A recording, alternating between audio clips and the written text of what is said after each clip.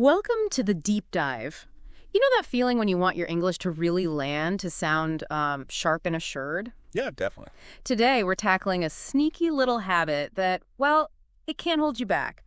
Overusing the word very. The dreaded very. Exactly. We've got some fantastic insights from a podcast script that really digs into how to swap out very for words that pack a much bigger punch. Okay, sounds useful. So our mission here is pretty simple: to equip you with a more nuanced and confident English vocabulary so you can express yourself with greater impact. It's such a common habit, isn't it? I mean, even those of us who are fluent sometimes just reach for very without thinking. Totally. But what's fascinating, and the material we're exploring points this out, is that consciously choosing stronger alternative can have a real ripple effect on how your communication is, received. Right. It's not just about sounding fancy. It's about clarity and making your message truly resonate.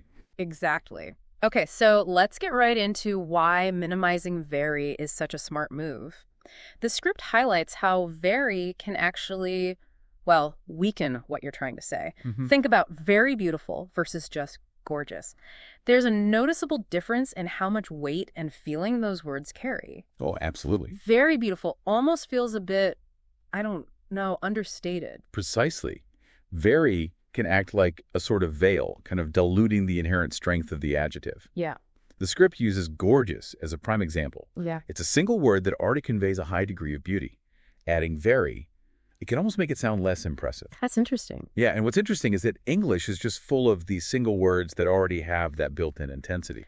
Which leads us to another key point from the source: redundancy. Right. English is so rich in vocabulary that often we have single words that already express a strong degree. They give the example of very small compared to tiny or minuscule. Tiny. When you put them side by side, it's obvious.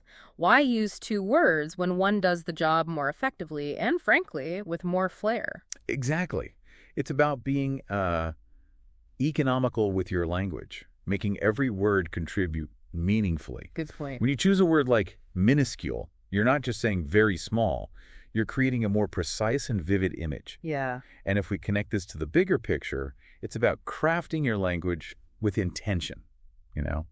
so that your message has the strongest possible impact. And this ties directly into something I know is important to you listening: sounding more fluent. Definitely. The script mentions that native speakers tend to use very less often. They naturally lean towards those more specific and impactful words we've been discussing. Right. So it's almost like unlocking a little secret to sounding more natural and sophisticated in English. It really is. Think about the impression you get when someone constantly relies on very. It can sometimes make their English sound a bit less nuanced, maybe, even if their grammar is perfect. Yeah. Choosing stronger vocabulary signals a deeper familiarity with the language. It raises an interesting question for you. What kind of impact do you want your words to have? Okay, so we understand why it's beneficial to move beyond very. Now for the really practical stuff. What can we use instead? Yeah, the good stuff. The script provides a fantastic collection of common very plus adjective phrases, and there are more powerful alternatives. Let's go through some of these, and you can start thinking about how you might, incorporate them. This is where it gets really useful, giving you concrete replacements that you can start using, like right away. First up, very happy. This becomes ecstatic or overjoyed. Ecstatic. Overjoyed. Nice. The example given is, she was overjoyed when she got the job. You can really feel the heightened emotion in overjoyed compared to just very happy, can't you? Oh, absolutely. Overjoyed really conveys that sense of immense happiness, that excitement. Yeah, like bubbling over. Okay, next. Very tired transforms into exhausted or drained. Exhausted. Yeah. Drained. Yeah. Good ones. The example: after running the marathon, he felt completely drained. Drained really paints a picture of having absolutely no energy left, doesn't it? It does, yeah. And exhausted is similar, implying a complete depletion of strength. These words give a much clearer sense of the level of tiredness. Definitely. Then we have very cold, which becomes simply freezing. Freezing. And the example is, it's freezing outside. This one's quite direct, but it shows how often very is just unnecessary. Freezing inherently means a very low temperature. Exactly. Sometimes a stronger word is already quite common. It's just about making that conscious decision to use it instead of adding very. Right. Okay. Very hot gets replaced with scorching or boiling. Scorching, boiling. Example, be careful. The pavement is scorching in this heat. Scorching really gives you that image of intense burning heat, doesn't it? It does, yeah. Evokes a strong sense of intense heat. Boiling similarly creates an image of extreme heat, like, water at its highest temperature. Moving on to intellect, very smart becomes brilliant or intelligent. And the example is simply, she's brilliant.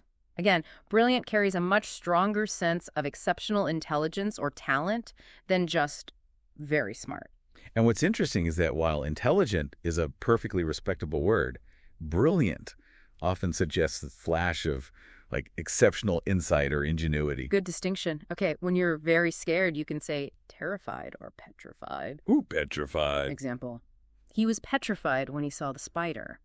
Petrified really emphasizes that feeling of being frozen with fear, doesn't it? It does. It suggests a complete loss of movement and control due to intense fear. Yeah. For something very beautiful, we have gorgeous or stunning. We mentioned gorgeous earlier. Gorgeous. Stunning. Both great. The example, that dress is stunning. Stunning implies a beauty so striking it almost takes your breath away. Exactly. And gorgeous is equally powerful, suggesting a rich and radiant kind of beauty. Nice. Okay, when someone is very angry, try furious or enraged. Furious, enraged, strong emotions. Example, he was furious when he found out the truth. Furious suggests a wild, uncontrolled anger. And enraged takes it even further, implying a state of intense anger that might lead to strong reactions. Right. Okay, for something very big, you can use massive or enormous. Massive, enormous. That's example, that house is enormous.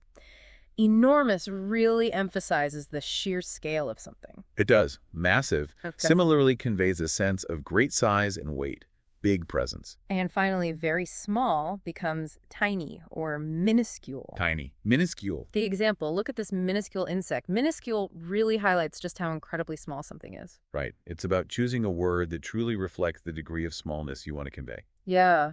So you can see how just by swapping out very for these more precise words, you can immediately add more color and impact to your language. Absolutely. But simply knowing these words isn't quite enough, is it?